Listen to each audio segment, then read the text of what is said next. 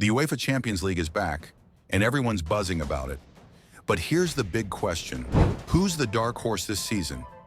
Today, I'm breaking down 5 teams that could surprise us in this year's competition. By the end, I'll pick one and explain why they're my top dark horse pick.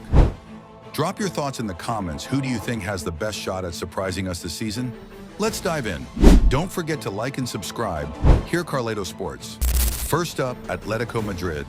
They haven't been to the semis in a while, usually getting stuck in the quarters. But this might be their year.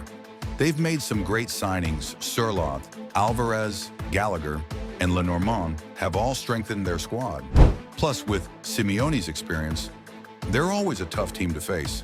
Sure, their domestic form isn't always the best, but in the Champions League, a little luck can take them far. I've got a gut feeling that Atletico could go deep this year. And if they make it to the semis, we can definitely call them a dark horse. Their start to the domestic season might not be the best, but I've always felt that Atletico, despite winning La Liga twice in the past decade, struggles to truly compete for the league title because they're constantly battling against Real Madrid and Barcelona, whose squads are typically stronger. But in the Champions League, with a bit of luck, Atletico is always capable of making big strides. Next, PSG. It feels weird calling them a dark horse, but after losing Mbappé, people have written them off. They didn't bring in a big replacement, and no one expects them to go far. But here's the thing, if they make the semis or even the final, it would shock everyone. Under Luis Enrique, they have the potential, and without the Mbappé pressure, their young, hungry squad could surprise us all. Especially the rising star, Barcola. Third, Aston Villa. Unlike Atletico or PSG, we'd call them a dark horse if they make the quarters. Unai Emery is great at grinding out results, and Villa Park is a fortress. They've got key players like Watkins, Bailey, and rising star Rodgers. But the question is whether they have the squad depth to juggle both the Premier League and the Champions League. Still, I think they have a real shot at making some noise in Europe this season. Fourth, Bayern Munich. Yes, Bayern. With all the off-field drama and Vincent Kompany taking over as coach, people are doubting them. But imagine if they flip the script and go all the way. If Kompany can get the squad on his side, they have the experience to pull off something big.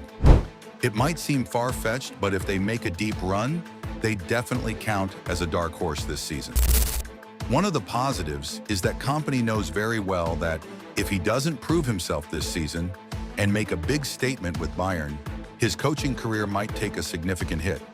If Bayern lets him go, he may struggle to find another big team to manage.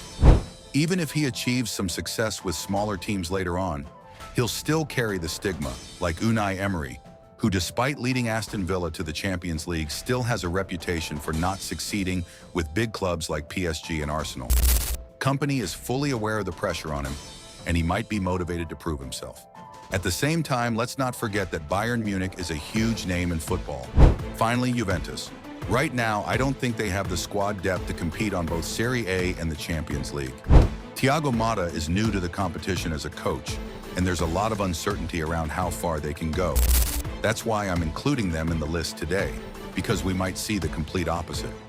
Juventus and Motta could surprise us in their first season together, showing that they can challenge for both the league and the Champions League, possibly reaching the quarterfinals or semifinals. At that point, I'd say they've shocked everyone. So there you have it.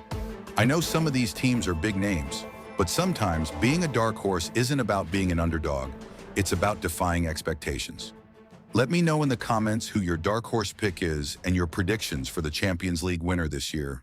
Don't forget to like and subscribe for more content.